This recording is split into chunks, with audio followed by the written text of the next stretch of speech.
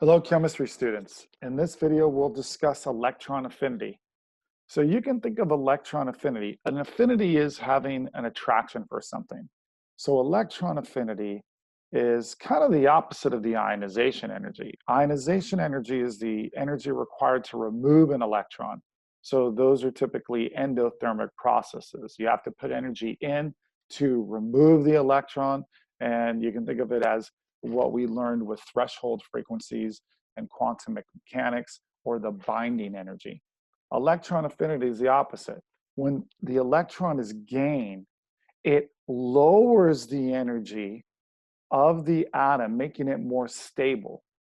So electron affinity is elements that want to gain electrons become more stable, so the energy is lower. So as a result, we'll see that energy is released. So typically with electron affinity, remember, this has to be when they're gaining the electrons, these values that are measured in kilojoules per mole are when they're in the gaseous state.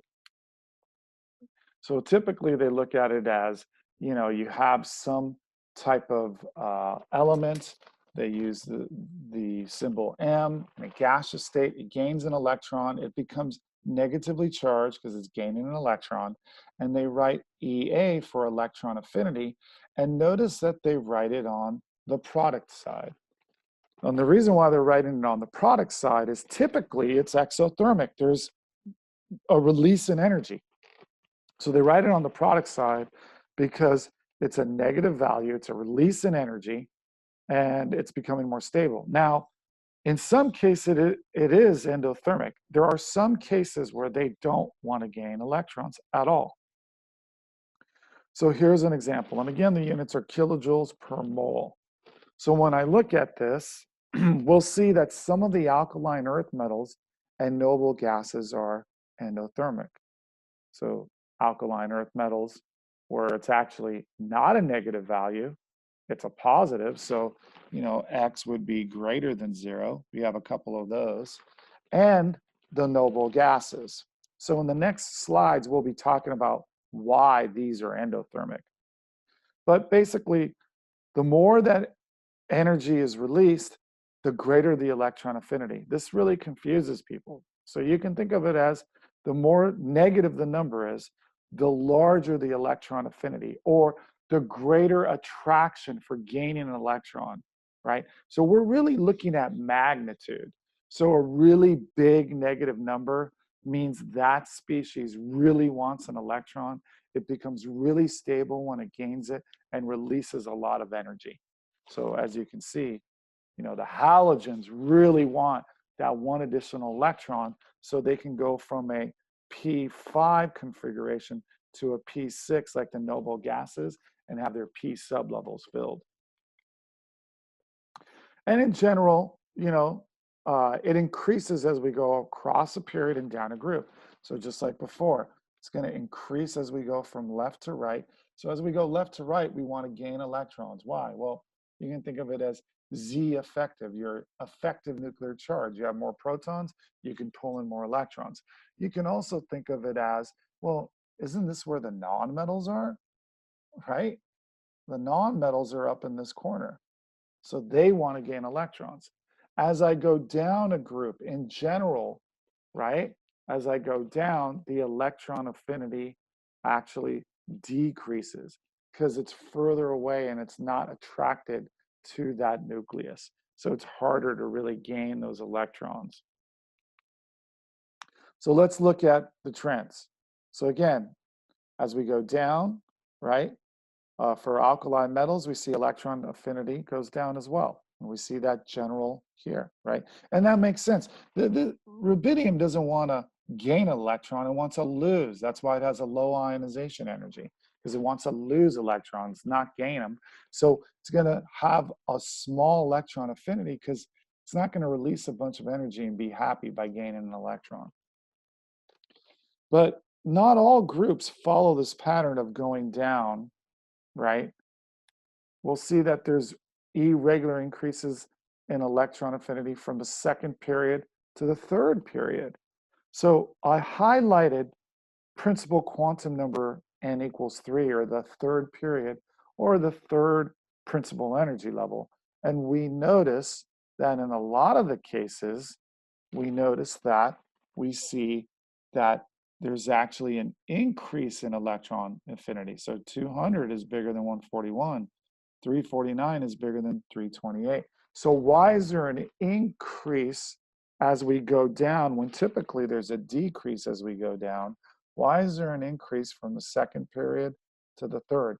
The thing with the second period, those atoms are so small that when the additional electron comes in, because there isn't a lot of room, there's an increase in the repulsion of the additional electrons with the existing electrons. So even though it has a really high affinity, it's not quite as high, okay? But then the trend goes back. As you start going back down, it starts decreasing again. So you just see that with the third energy level, and I just want to point that out. So again, generally increases across a period, becomes more negative from left to right. Again, there are some exceptions. So I like to make videos for exceptions.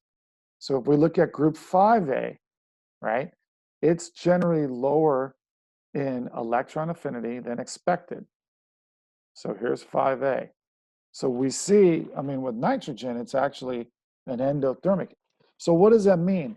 It increases as I go left to right, except this group doesn't like gaining electrons. Why does 5A not like gaining electrons? Well, this is why I love orbital diagrams. If I look at group 5A and I put it in an orbital diagram, because it's in the P block, right? This is my P block, and it's in the third position. Group 5A is a P3. So when I look at nitrogen, which is 1s2, 2s2, 2p3, remember what I said on the electron configuration video for irregular electron configurations? These sublevels, they like to be all the way filled, halfway filled, or empty. Well, if nitrogen is left alone, it's kind of happy. It's got a half-filled 2p sublevel. If it gains an electron, and that's what electron affinity means, how much does it want to gain an electron? It doesn't like that. Why? Because now that extra electron has to be paired, and it's in an anti-parallel spin in an already preoccupied orbital. So we see that that's why there's a slight decrease instead of increase as we go left to right. Where else do we see some inconsistencies? Well, group 2A and group 8A are very low in electron affinity. In fact, in some cases, they're endothermic. They don't release any energy. So why? Well, we're adding an electron to either a higher energy level or higher sublevel. So let's take a look. So let's choose beryllium, right? If we look at beryllium right here, it's endothermic. Well, why would beryllium not want to gain an electron? Well, let's look at its position. This is the S block. It's in an S2 position. Again, I love orbital diagrams.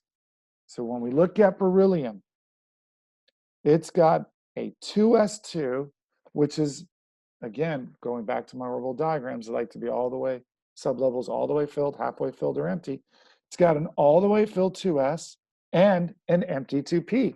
It's happy. So if I add one more electron, where is it going to go? It's got to go in a higher sublevel. So that's why we see that little bit of a dip. And then when we look at 8A, well, this just makes sense. I didn't even do the orbital diagram. Why would a noble gas that has its S and P sublevel filled want to gain an electron and then go to a higher principal energy level? It just doesn't make sense. The whole point is to have your S and P sublevels filled. So it wouldn't want to gain an electron as a noble gas because it would have to go to a higher energy state. That doesn't make it more stable. So who has the highest electron affinity, right, out of, any group, right, in any period? The halogens. The halogens, group 7A, has the highest electron affinity because what they want what? This 2p sublevel to be all the way filled. So they are dying to have one more electron, to have that 2p sublevel filled, and then take on a noble gas configuration. So I hope this video helps in understanding not just electron affinity, but some of the irregular portions of the trend that we don't see and that are not always explained to you. So thanks for watching. And if you have any questions, go ahead and leave a comment. Thank you.